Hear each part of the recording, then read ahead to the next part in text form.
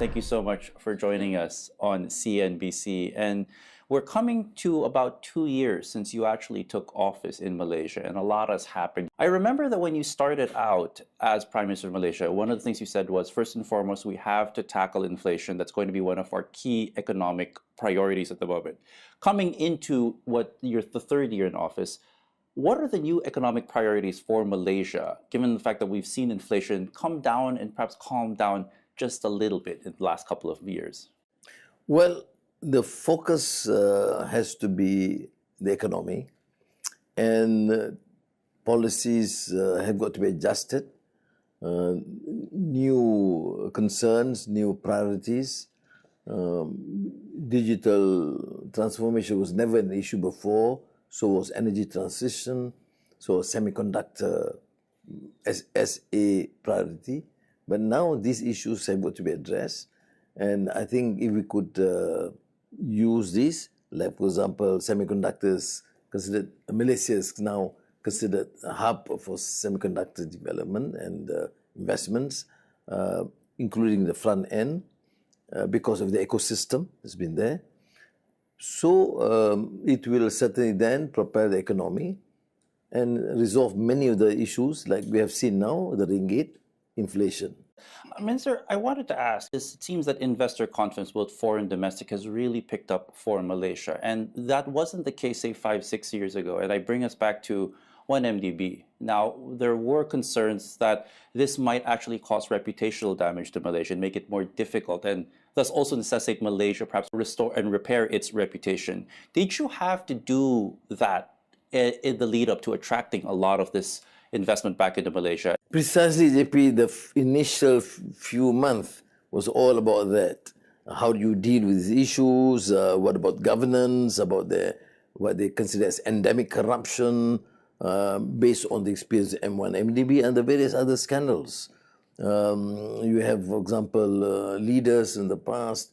Once you become Minister of Finance, or Prime Minister, you become, billionaires in a matter of years. And this has to stop. But they have seen it in the last year, our very strong commitment combating corruption. Investors, both domestic and foreign, are looking at it. And when they see this sort of consistency, and some even condemn it being overzealous, but I think we have to save the country. To my mind, again, the major problem is poor governance and endemic corruption. Without that trust and that confidence, people will not invest in a big way. Unless those people who have some corrupt arrangements with you, they will still continue. But that has to stop, and fortunately it has stopped.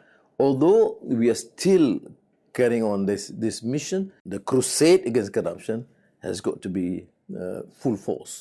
Let's go back to the topic of inflation, because it seems, based on the August print, 1.9%, it has come to heel. But has inflation really been tamed in Malaysia? Because when they talk to some ordinary Malaysians, they still bemoan the fact that the cost of living, either housing or food, still is higher than it was, say, 2 years ago. And there is a feeling that conditions are still tight for many households. Do you feel that inflation has been tamed, or can more be done, actually?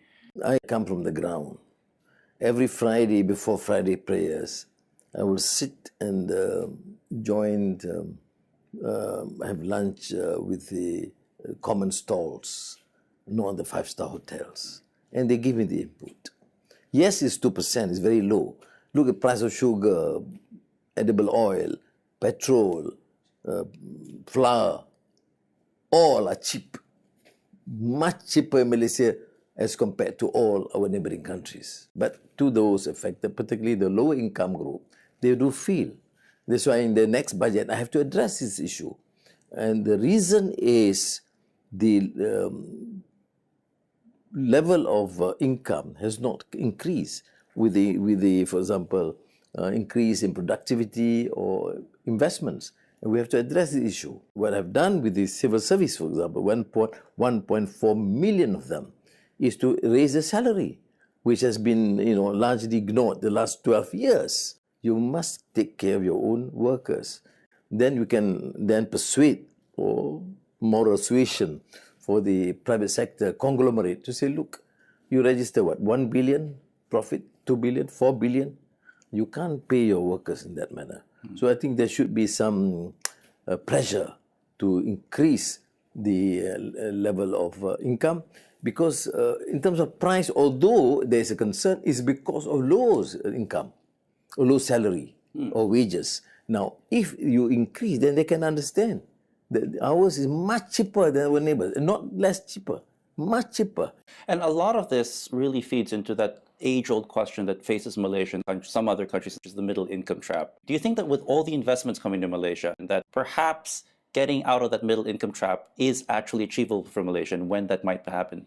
You see, the trap is partly because of obsolete policies. So we resolve through that proper policy that would have to be adjusted, like our focus on training in universities, the disciplines to be introduced, the quality of education and public health. I think those issues all taken all together, and the type of investments. For example, data center is a popular thing in Malaysia. They rush in by the billions because of cheap energy and water. But we say, all right, fair. But we will not approve until you have the high end of AI. The NVIDIA, for example, coming with data center with a very sophisticated program for AI. Then we say it can be done.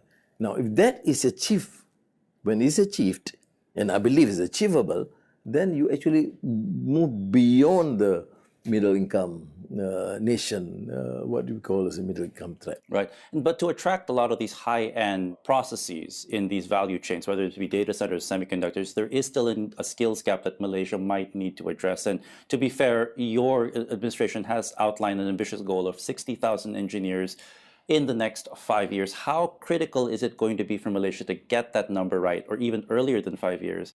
Well, it's carrot and stick. No. But what I mean is, the universities, the colleges, the polytechnics, the TVETs, all have to be geared up and change. Now, how do you then ensure that the process is accelerated? By getting these formal education institutions to work with the private sector. Because I don't think an educational department can train as well as Infineon training for their own requirements. Whether we can achieve 60,000, I do concede that I have my doubts too, but we are pushing ahead through a variety of initiatives. But meanwhile, we have to be more flexible to bring in, even if we need so, engineers from neighboring countries. One thing that you've mentioned in the last budget is that Malaysia needs to reform its subsidies program, and you've actually tried to shift away slowly but surely towards more targeted subsidies. Can we expect more of that in the upcoming budget? And what other subsidy reforms might you be looking to introduce if that is the case? Well, people have ignored the fact that in the last 1.5 years, quite a number of things have been done. Electricity subsidy, because otherwise, in the past, all been subsidized. Now, we've been to be more creative. I don't want to introduce the so-called reforms is palatable to the investors and lose the government. I mean, you have to be both a statesman and a politician. Yeah? And therefore, we have targeted subsidy, electricity, for example, the top 20% or T20, and foreigners have to pay. Otherwise, how do we expect government to subsidize foreigners? We've got 4 million people in Malaysia in the top 20 who actually consume far more than an average person, probably 10 times more.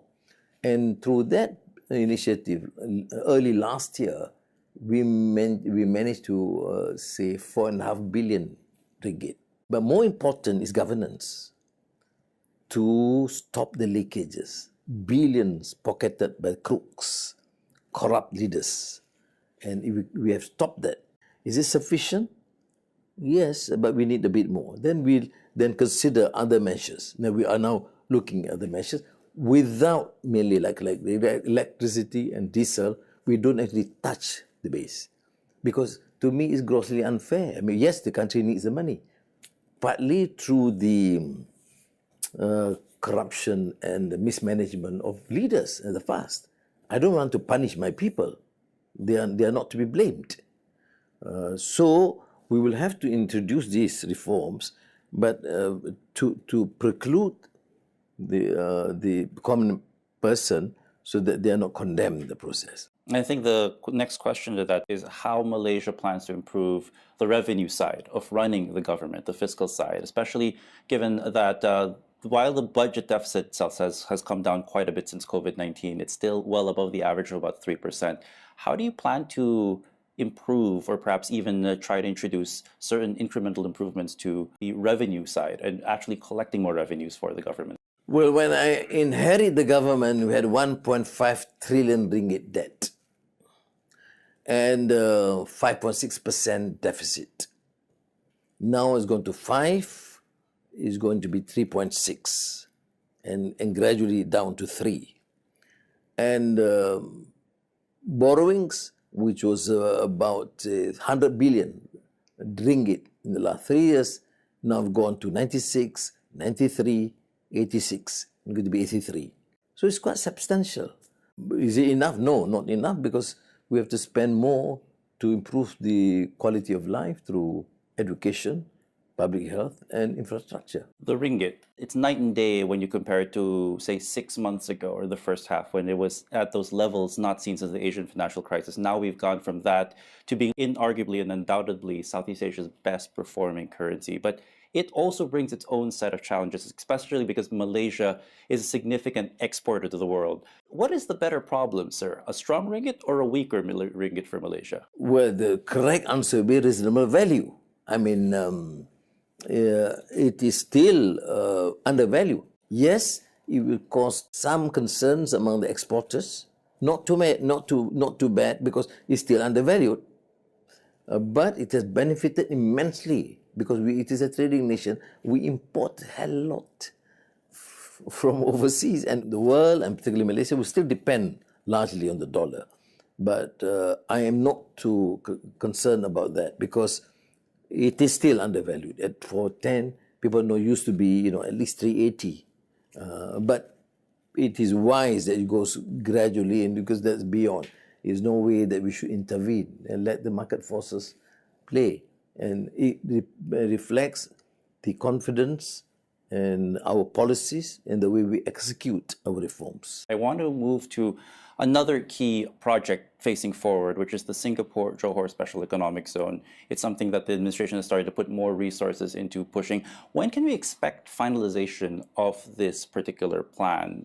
You see, the pragmatic policy that we adopt, we have got, of course, we could consider relatively great or good relations with Singapore, even in the past. But I want to enhance that. And I think my colleagues from Sian Loong now and Lawrence, we have always, shared this conviction that we should set a good example how two great countries forge that sort of understanding will benefit one another, and within the ASEAN context too. So I am, of course, very excited about this initiative. Both Malaysia and Singapore giving all the support necessary. We have announced the financial zone, which actually brings a lot of Singapore professionals and fund managers. But the economic zone, virtually, actually, we have finalized all the terms. But we are waiting for the annual bilateral meeting between me and Prime Minister Lawrence, which is going to be first week of December.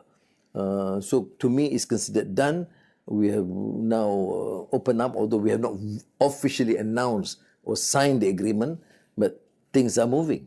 Is this something that Malaysia is perhaps looking at beyond just the Singapore-Johor Economic Zone? Yes, the Singapore-Johor Economic Zone is more elaborate, of course, a sophisticated setup, which the both governments given so much emphasis. But between North Malaya and South Thailand, we have seen this sort of an advance, the commitment. We don't call it, this complex economic zone in the manner that we have it here in Johor, but the programs are there. New bridge, new highways, as part of the program, and that's ongoing. Yeah. new shopping complexes in both areas, the decision to jointly develop tourism. You see, this to me, it's remarkable because it shows the preparedness to collaborate between countries. Prime Minister, you brought up ASEAN a while ago, and I know that Malaysia will take over the chairmanship in 2025. And the evergreen question that the skeptics have with ASEAN is, can ASEAN act as a group while maintaining the principles of neutrality as well and non-interference? What are your thoughts as you prepare to take over the chairmanship and the more prominent leadership role, not just for Malaysia, but for this entire region? No, with the ASEAN, we build and decide based on consensus. The more complex issue like Myanmar, we have at least the 5-point consensus. At the same time, we allow for countries to, on the low-level engagement with Myanmar, to express a position, and any formal decisions to be then cleared by the ASEAN leaders. And of course, I will abide to that and then consult our colleagues and move in that direction. The more contentious issue probably is the South China Sea. I want to preempt your question. Yes, our position in Malaysia is, of course, aggressively promoting this sort of relations with all countries. We have excellent relations. United States is still huge investor, cumulatively the largest in Malaysia, and you see this new massive investments is still leading, and we have seen in the last 15 years China enhancing their trade and bilateral investments with Malaysia. We should use these to ensure that we continue to engage. Yes, we have differences. I have an issue when people just highlight the problem with our neighbor China. We have problems in all countries. We have small teething problems, border Thailand with Singapore. We could discuss water and FIR, but we don't discuss this as bitter foes. We're discussing as friends and brothers and one family. And I think we can resolve. Even we can't resolve, it's not going to cause any sort of a distrust and enmity and war. So similarly, that sort of position I will hope to achieve when it comes to more contentious issues like South China Sea. We should use bilateral mechanism, multilateral mechanism, and the ASEAN mechanism to engage, including with China. Speaking of those Chinese investments, you've been keeping tabs perhaps of what's happening in the United States and perhaps the growing pressure from some politicians to perhaps go after Chinese companies that might be evading sanctions by investing in other countries, such as, say, Malaysia, for instance, and that they might actually go after some of those investments. Is that something that's perhaps a cause of concern for you as you try to maintain this neutrality and friendship with everybody that's becoming more and more difficult in this fragmented geopolitical world? It's concerning because of the suspicion. But to the United States trade, etc., representatives coming to check, which is an open card. You tell us what's the problem, and we engage. We don't want to be trapped into this sort of problem. You tell us. Or they say, oh, there are some products that's being sold. Okay, you tell us. And then those things can be, to me, managed. But it cannot be based on suspicion and conjectures. It must be based on solid facts. What about Malaysia's efforts to become a part of the BRICS consortium itself, and perhaps also what some say is Malaysia's growing ties to Russia, which might not be seen as favorably by some of your Western allies and might also be seen as perhaps Malaysia softening their stance on Ukraine? How do you respond to some people who might have questions and perhaps are just scratching their heads over Malaysia becoming closer to this particular bloc, and particularly Russia? Well, countries should not dictate others. Probably let us decide as Europe or China or Indonesia decide what is best for their countries, as long as it's not antagonistic towards us.